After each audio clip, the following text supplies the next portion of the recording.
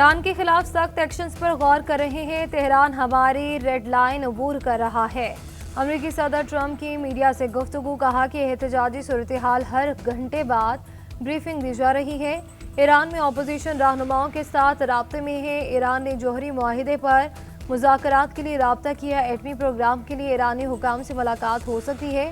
अमरीकी सदर ने ईरान में मुजाहिरीन की मदद का फैसला कर लिया। इसराइली मीडिया का दावा। अमरीकी वज़ीर ख़ारजा मार्को रूबियो का इसराइली वज़ीर आज़म से राब्ता, खत्ते की ताज़ा सूरत हाल पर गुफ्तगू।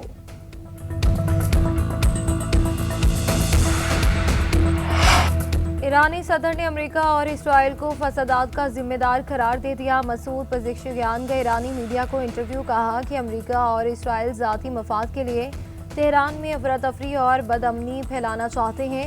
एहतजाज और हंगामा आराई में फ़र्क होता है। बाहर से दहशतगर्दों को मुल्क में दाखिल किया गया, जिन्होंने मस्जिद को आग लगाई। मुआशी मसाइल को हर मुमकिन तरीके से हल करने के लिए पुरआज़म है।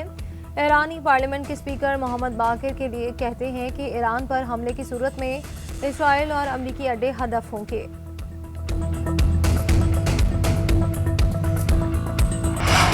मुल्क के मैदानी इलाकों में शदीद धुंध का राज, हद निगाह इंतहाई कम। मोटरवे के मुख्तलिफ सेक्शंस बंद कर दिए गए। M2 लाहौर से कोट मोमिन, M3 फैजपुर से दरखाना तक बंद, M4 पर फैसलाबाद से शेरशाह और M5 पर मुल्तान से रोहड़ी तक गाड़ियों का दाखिला रोक दिया गया। लाहौर से आलकोट मोटरवे पर भी नो एंट्री का बोर्ड आवेजा। शदीद धुंध के बायस कौमी शाहराहों पर भी ट्रैफिक की रवानी मुतासिर।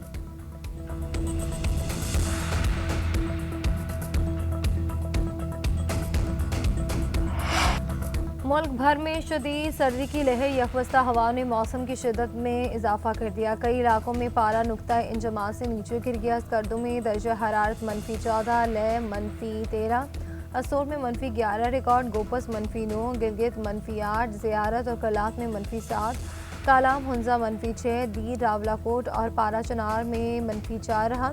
कोयटा -3, मरकजी मरी में -2 और इस्लामाबाद में 0 रिकॉर्ड किया गया। लाहौर और पेशावर में 3, कराची में दर्जा हरारत 9 सेंटीग्रेड रहा। इस्लामाबाद में शादी वाले घर क़यामत टूट पड़ी। सेक्टर G72 में गैस लीकेज धमाका, 8 अफराद जाम भाग, 2 बच्चों समेत 12 जख्मी। मरने वालों में दुल्हा दुल्हन, वालिदा, ताई, खालू और भाभी शामिल। जाम भाग अफराद की आखिरी रसूमात अदा।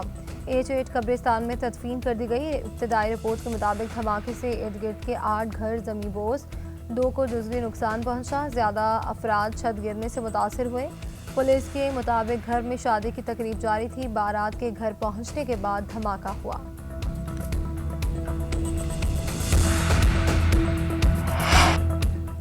पाकिस्तान तहरीक इंसाफ का बाग-ए-जना कराची में जलसा ना हो सका। वज़ीर आला KP सुहेल आफरीदी नुमाइश रंगी पर मुख्तसर खिताब, कहा कि इनके साथ कराची में मुख्तलिफ मकामात पर पुलिस गर्दी की गई।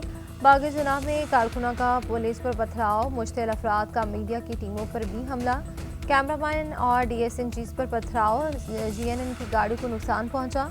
मुजाहिरीन को मुंतशिर करने के लिए पुलिस की शेलिंग और लाठी चार्ज। सूबाई वज़ीर नासिर हुसैन शाह ने कहा कि हमने PTI को कहा कि ग्राउंड में जाएं, लेकिन ये लोग रोड पर ही मौजूद रहे।